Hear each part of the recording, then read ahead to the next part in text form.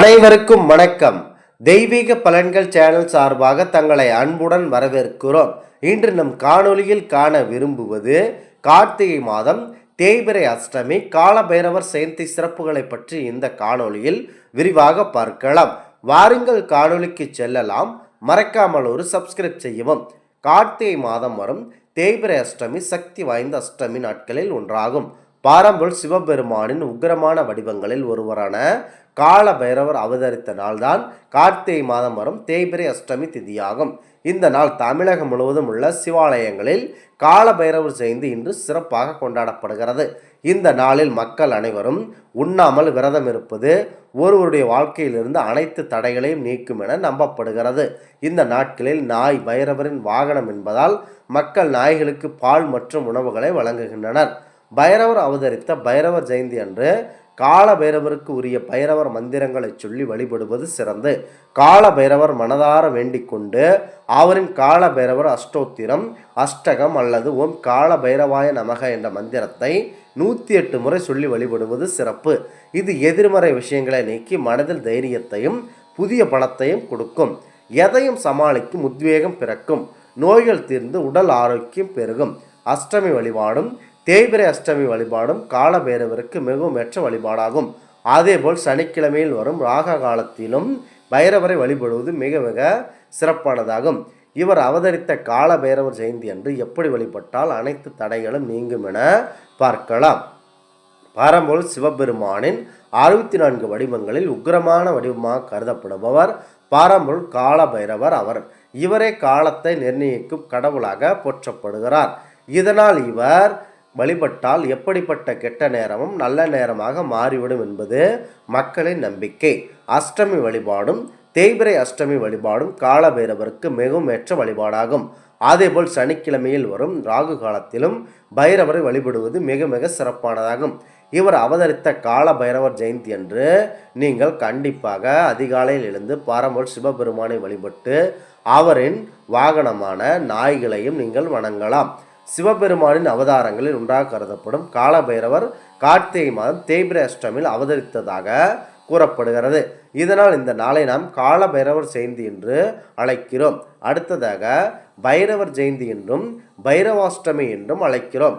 கார்த்திகை மாதம் தேய்பிறையில் வரும் அஷ்டமியும் மிருகசீரிஷ நட்சத்திரமும் இணைந்து வரும் நாளில் பைரவர் ஜெயந்தி கொண்டாடப்படுகிறது. பைரவர் பாரம்பரிய சிவபெருமானின் 5வது அவதாரம் என சொல்லப்படுகிறது. பைரவர் பல வடிவங்களில் அருள் பாலிக்கிறார். இருந்தால் அவற்றில் துன்பங்களை போக்கி காக்கும் கடவுளாகவும் கருதப்படுகிறார். காலப்பைரவர் ஆவார். காணிக்கையாக தேங்காய் எலுமிச்சம் ஆகியவற்றை வாங்கி கொடுப்பது மிகவும் ஆற்றல் வாய்ந்த பலனை தரும். இது வாழ்க்கையில் இருக்கும் யமபயம் தடைகளை நீக்கிவிடும். எலுமிச்சை மற்றும் தேங்காயை கருப்பு நிற நூலில் மாலையாக கட்டி காலபைரவருக்கு அணிவிக்கலாம். இது எதிரிகள் தொடர்பான அனைத்து பிரச்சனைகளையும் போக்கும். அதேபோல் வாழ்க்கையில் நேர்மறையான விஷயங்களை ஈர்க்கும்.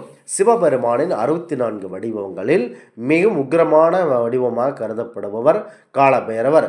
இவரை காலத்தை நிர்ணயிக்கும் கடவுளாக போற்றப்படுகிறார். அதனால் இவரை வழிபட்டால் எப்படிப்பட்ட தீய நேரமும் நல்ல நேரமாக மாறிவிடும் என்பது நம்பிக்கை. அஷ்டமி வழிபாடும் தேய்பிறை அஷ்டமி வழிபாடும் காலபைரவருக்கு மிகவும் ஏற்ற வழிபாடாகும். குறிப்பாக தீமைகளை அழித்து பக்தர்களை காக்கும் கடவுளாக பைரவர் கருதப்படுகிறார். இவர் பக்தர்களின் பயங்களை போக்கி விருப்பங்களை நிறைவேற்றி வைப்பவராகவும் தீய சக்திகளிடமிருந்து காப்பவராகவும் தடைகளை நீக்கக்கூடிய நல்ல மனிதராகவும் கருதப்படுகிறார். வாழ்க்கையில் கடுமையான சூழல் இருக்கக்கூடிய கால பைரவரை முறையாக வழிபட்டால் அவரின் தலையெழுத்தே மாறும் என சொல்லப்படுகிறது. அதிலும் கால பைரவர் அவதரித்த ஜெயந்தி கால பைரவர் ஜெயந்தி என்றும் இந்த நாள் 2024 நவம்பர் 23ஆம் தேதியான இன்று கொண்டாடப்பட உள்ளது. இந்த நாள் சில குறிப்பிட்ட பரிகாரங்களை செய்வதால் பைரவரின் அருளால் வாழ்க்கையை மாறும். கால பைரவருக்கு சௌமுக விளக்கு ஏற்றி வழிபடுவது மிகவும் உகந்ததாகும். செண்பக விளக்கு என்பது 4 முகப்புறமும் தீபம் கொண்ட விளக்காகும். இதில் நல்லெண்ணெய் விளக்கேற்றி வழிபட வேண்டும். மிளகு சேர்த்து உளுந்த வடை தயிர் சாதம் ஆகியவற்றை கால பைரவருக்கு நெய்வேத்தியமாக படைத்து வழிபட வேண்டும். பைரவர் அவதரித்த நாளை பைரவர் ஜெயந்தி அன்று கால பைரவருக்கு உரிய பைரவர் மந்திரங்களை சொல்லி வழிபடுவது சிறந்தது. கால பைரவரை மனதார வேண்டிக் கொண்டு அவரின் கால பைரவர் அஷ்டோத்திரம், அஷ்டகம் அல்லது ஓம் கால பைரவாய நமக என மந்திரத்தை 108 முறை சொல்லி வழிபடுவது சிறப்பு. இதில் எதிர்மறை விஷயங்கள் நீங்கி மனதில் தைரியத்தையும் பலத்தையும் கொடுக்கும். உங்களுக்கு நோய்கள் அதிகமாக இருந்தால் அவற்றை முழுமையாக நீர்த்துவிடும். கடுகு எண்ணெயில் கால பைரவருக்கு மிகவும் விருப்பானதாகும். பைரவன் அவதாரம் தினமும் மற்றும் தேய்பிரை அஷ்டமியில் கடுகு எண்ணெயால் பைரவர் சன்னதி அல்லது படத்திற்கு முன்பு கோவிலிலோ அல்லது வீட்டிலோ விளக்கேற்றி வைத்து வழிபடுவது நல்லது. விளக்கேற்றி வழிபட்டால் இரவு முழுவதும் இந்த விளக்கு எரியும். அப்படி பார்த்து கொள்ளுங்கள். இந்த எதிரிகள் தொல்லை நீங்கும். பொருளாதார இழப்பை தடுக்கும். மனதில் அமைதி, மகிழ்ச்சி ஆகியவற்றை ஏற்படுத்தும். குடும்பம் சுபிட்சமாக இருக்கும். அருள் செய்யும் சிவபெருமானின் உக்கிரமான வடிவங்களில் பைரவருக்கு மரியாதை செலுத்தும் சடங்கு என்று கூறப்படுகிறது. இது பிரம்மன் அல்லது உச்ச யதார்த்தத்தை விளக்குகிறது. தவறு செய்பவர்களை தண்டிக்கிறார் அல்லது சரணடைந்தவர்களை பாதுகாக்கிறார். கால பைரவர் 64 பைரவர்களில் தலைமையில் 8 பைரவர்கள் ஆண்டார்.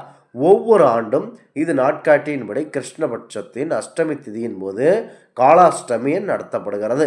இந்த நாளில் பக்தர்கள் விரதம் இருந்து கடவுளுக்கு பிரார்த்தனை செய்கிறார்கள். கால பைரவரின் வாகனமான நாய்களுக்கு இந்த நாளில் உணவளிப்பது பைரவரின் அருளை பெறுவதற்கு மிக சிறந்த வழியாகும். நாய்களுக்கு பிஸ்கட், பால் போன்றவற்றை நீங்கள் படைக்கலாம். சாப்பிட கொடுப்பதும் நல்லது. இது கால பைரவரின் அருளை பெற்று தருவது நம்முடைய கர்ம வினைகளை குறைக்கும். அது மட்டுமின்றி எதிர்பாராமல் ஏற்படும் துன்பங்களிலிருந்து நம்மை பாதுகாக்கும். பைரவர் ஜெயந்தி என்று பைரவருக்கு நடக்கும் அபிஷேகங்களுக்கு தேவையான பொருட்களை வாங்கி கொடுக்கலாம். காணிக்கையாக தேங்காய், எலுமிச்சம்பழம் ஆகியவற்றை வாங்கி கொடுப்பது மிகவும் ஆற்றல் வாய்ந்த பலனை தரும். இது வாழ்க்கையில் இருக்கும் பயம், தடைகளை நீக்கிவிடும்.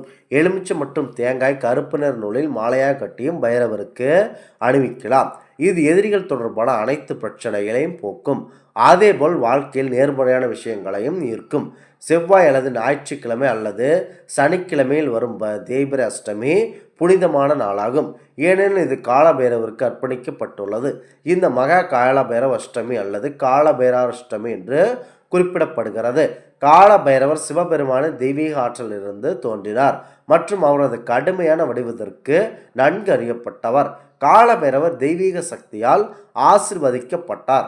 மேலும் அவர் தனது இடக்கை சுண்டு விரலால் பிரம்மாவின் 5வது தலையை கொண்டார். இந்த சம்பவத்தின் விளைவாக பிரம்மா தனது தவறை ஒப்புக்கொண்டார் மற்றும் சிவபெருமானிடம் மன்னிப்பு கோரினார். அவர் அதை ஏற்றுக்கொண்டார். இருப்பினும் பிரம்மாவின் 5வது தலையை கொன்ற செயல் பரம்பொருள் பைரவரிடம் சென்றது. சிவபெருமான் பைரவரிடம் காசிக்கு சென்று பிரம்மாவின் 5வது தலையை கொன்ற பாவத்தை போக்குமாறு கூறினார். கருப்பு எல், கருப்பு உளுந்து அல்லது கருப்பு ஆடைகள் ஆகியவற்றை பைரவர் கோயிலுக்கு தானமாக வழங்கலாம். இது கடன் தொடர்பான பிரச்சனைகள், கிரக தோஷங்கள், வாஸ்து தோஷங்கள் ஏற்படும் குறைபாடுகள் ஆகியவற்றை போக்கும். வாழ்க்கையில் இருக்கும் துன்பங்கள் அனைத்தையும் நீக்கி நன்மைகள் நடைபெற வேண்டும் என மனதார வேண்டிக் கொண்டு இந்த பொருட்களை பைரவருக்கு நடக்கும் பூஜைகளுக்கு வழங்குவது சிறப்பானது. தீமைகளை அழித்து பக்தர்களை காக்கும் கடவுளாக பைரவர் கருதப்படுகிறார். இவர் பக்தர்களின் பயங்களை போக்கி விருப்பங்களை நிறைவேற்றி வைப்பவராகவும் தீய சக்திகளிடமிருந்து காப்பவராகவும் தடைகள் நீக்கக்கூடியவராகவும் கருதப்படுகிறார். வாழ்க்கையில் கடுமையான சூழலில் இருக்கக்கூடிய மனிதர்கள் அனைவரும் கால பைரவரை முறையாக வழிபட்டால் அவரின் தலையெழுத்தே மாறும் என சொல்லப்படுகிறது. இந்த ஆன்மீக தகவல் உங்களுக்கு பிடித்து இருந்தால் தெய்வீக பலன்கள் சேனலை கண்டிப்பாக சப்ஸ்கிரைப் செய்து கொள்ளவும். மீண்டும் ஒரு நல்லதொரு காணொளியில் உங்களை சந்திக்கிறோம். நன்றி, வணக்கம்.